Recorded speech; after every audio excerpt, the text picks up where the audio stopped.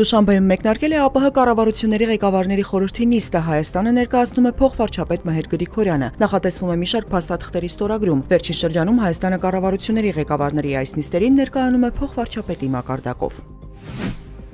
Լեա և Royal Seas Engineering ընկերությունները իրենց պատկանող 30 միլիոն դրամ արժեցող ավիացիոն տեխնիկական ունեցվածքը որպես նվիրատվություն փոխանցում են Հայաստանի պաշտպանության նախարարությանը։ Կառավարությունում գույքի հանձնման եւ ընդունման նախագիծ է մշակվել։ Royal Seas Engineering ընկերության սեփականատերը զենքի բիզնեսով զբաղվող Դավիթ Գալստյանն է, որն առավել հայտնի է Պատրոն Դավո անունով։ Նա անցնում է այսպես կոչված անպիտան հրթիռների գործով։ Գալստյանը պնդում է, մատակարարել է պայմանագրով նշված սպառազինությունը։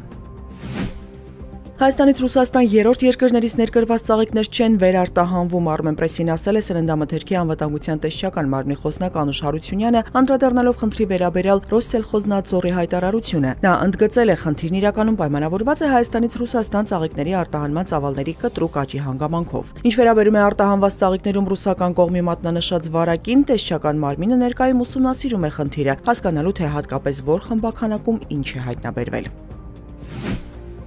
Ռուսական անօդաչուները կրկին հարվածել են Ուկրաինայի քաղաքներին։ Չեռնիգովի վարչական ղեկավար Վյաչեսլավ Չաուշը հայտնել է 5 զոհի եւ 6 վիրավորի մասին։ Մահացածների թվում են 2 կին եւ 1 տարեկան երեխա։ Նրանք հայտնաբերվել են փլատակների տակ։ Խարկովում էլ բնակելի շենքերին հարվածների հետևանքով հրդեհներ են բռնկվել։ Խարկովի նահանգապետ Օլեքսի Նեգուբովը հայտնել է 17 վիրավորի մասին, որոնց թվում 2 երեխա կա։ Հյուսիսային Կորեայի առաջնորդ Կիմ Չեն Ընը Ռուսաստանի անվտանգության խորհրդի քարտուղար Սերգեյ Շոյգուի հետ հանդիպմանը անվերապահ աջակցություն է խոստացել Մոսկվային Ուկրաինայի հարցում, ինչպես նաև այլ միջազգային խնդիրներում։ Անցյալ տարի հայտնի դարձավ ռուս-ուկրաինական հակամարտությանը հյուսիսկորեացի զինվորականների մասնակցության մասին։ Տարբեր գնահատականներով ռուսական կողմից պատերազմող կորեացիների շրջանում զոհերի թիվը 600 է։